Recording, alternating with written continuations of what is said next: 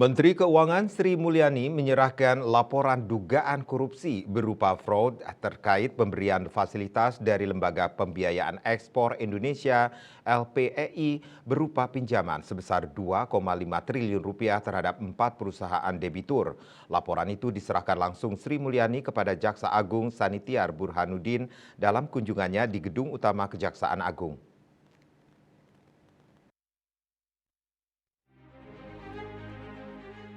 Kedatangan Menteri Keuangan Sri Mulyani di Gedung Kejaksaan Agung Jakarta pada Senin 18 Maret 2024 disambut langsung Jaksa Agung Burhanuddin.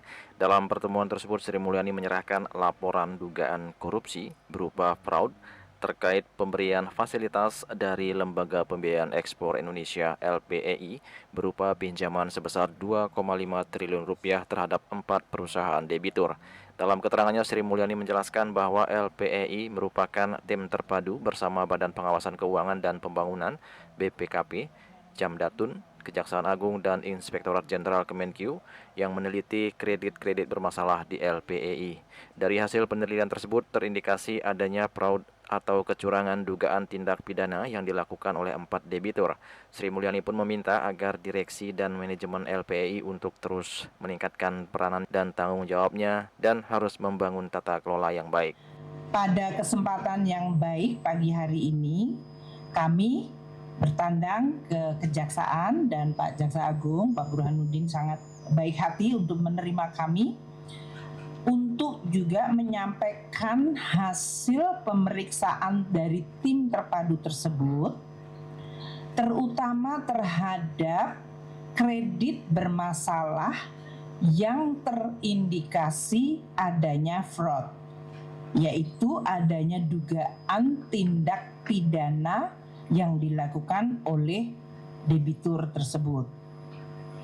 Kami terus menegaskan kepada direksi dan manajemen LPEI untuk terus meningkatkan peranannya dan tanggung jawabnya dan harus membangun tata kelola yang baik. Zero tolerance terhadap pelanggaran hukum, korupsi, konflik kepentingan, dan harus menjalankan sesuai mandat Undang-Undang Nomor 2 2009. Kami juga mendorong LPEI untuk terus melakukan inovasi dan koreksi dan bersama-sama dengan tim terpadu tadi yaitu BPKP, Jamdatun, dan Inspektorat untuk terus melakukan pembersihan di dalam tubuh LPEI dan neraca LPEI.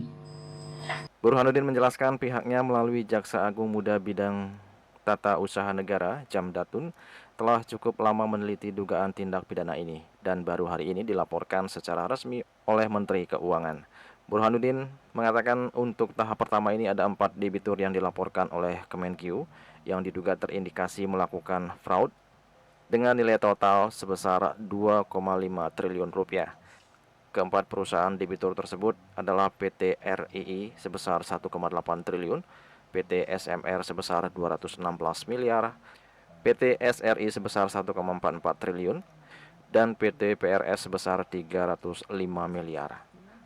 Baik, teman-teman, jadi untuk tahap pertama, saya katakan tahap pertama adalah 2,5 triliun.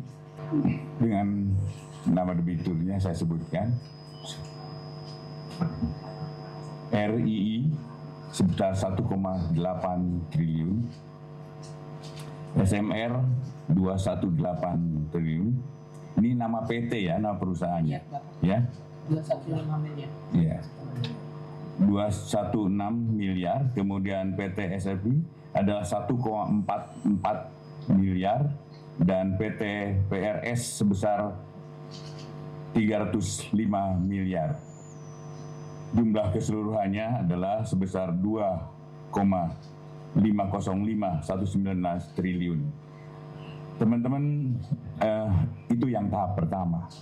Nanti ada tahap keduanya.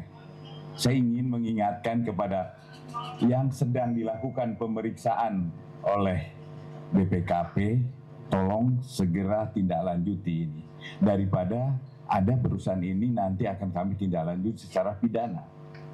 Sampai saat ini masih dalam pemeriksaan. Saya hanya himbau kepada nanti ada beberapa PT, ada 6 perusahaan. Tolong segera tindak lanjuti apa yang menjadi kesepakatan tadi antara BPKP, kemudian dari inspektoratnya, dari Jamdatun. Tolong ini laksanakan sebelum nanti akan ada penyerahan dalam tahap 2-nya. Itu sebesar 3 triliun. Usai menerima laporan tersebut dari Kemenkeu Sri Mulyani, Jaksa Agung menindaklanjuti laporan tersebut dengan menyerahkannya kepada Jaksa Agung Muda Tindak Pidana Khusus Jampitsus Febri Ardiansah untuk diselidiki. Juli Suharti dan Ketut Madias melaporkan.